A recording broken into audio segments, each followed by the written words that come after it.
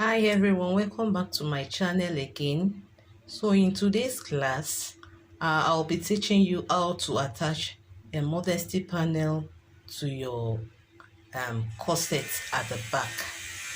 So for this purpose, I have cut out my modesty panel. Initially at the back, I removed 2 inches when I was drafting the pattern of the back. From the center back, I removed 2 inches. So since it's going to be on two sides, we have 4 inches together. So for the modesty panel, what we need something that will be more than the 4 inches. So the least you can have is 8 inches. When you can make the modesty panel to be, the least you can have is 8 inches. You understand? Just double it so to get the width of your modesty panel. So for my own, I have around 12 inches here. I have around 12 inches in the modesty for this modesty panel. You can see that 12 inches for this modesty panel because I wanted more of it to be hidden at both corners of the back. So then also at the top, I prefer making a curve here at the top because I don't want it to be protruding out of the back and the neckline at the back. That's why I prefer making a curve at the back. So you are going for the width. I told you double the length you removed from the center back, and for the length you make it long enough to be the to be at the waistline.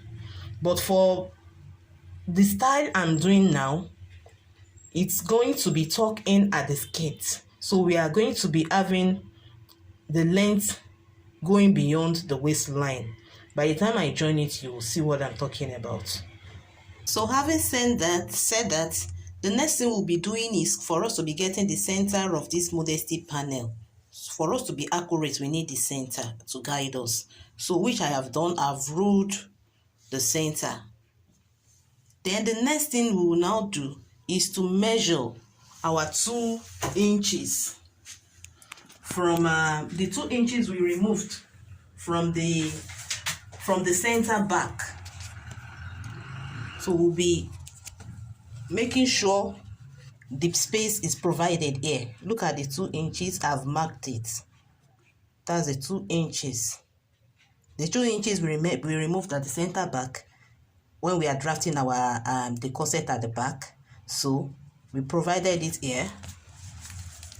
So the next thing we'll be doing is to place it. Make sure we are placing it properly. This is the center back, which I have added the loop. I'm making use of a loop and not an eyelet. So you can see, you make sure you place it properly. I mark the 2 inches. You see the line of the 2 inches here. I'll make sure it's laying right on that line. You can see that.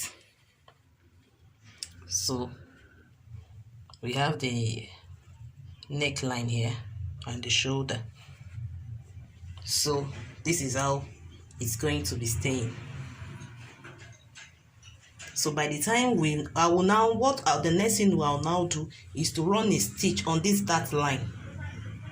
On this dart line, this is the dart here. So I'll run a top stitch. I'll top stitch it on the dart line and using a matching thread so it won't be visible.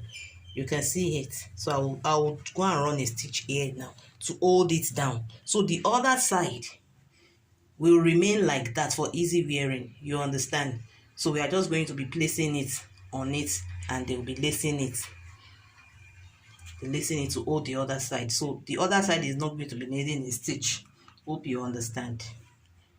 So I'll go and run a stitch now. So after stitching it, this is what we have. I have run a top stitching on the dart line, and this is what we have. You can see how neat it is. Then I didn't run the top stitching all through to the end because I'll be joining the skirt parts of it to this side. That's why I had to stop like 2 inches above it. and the modesty panel will be tucking in the skirt. That's why it's far beyond, it goes beyond the waistline. So the zip of the skirt is going to be starting somewhere here, and this part of it will be inside the skirt, be tucking, you know, for proper covering of the skin.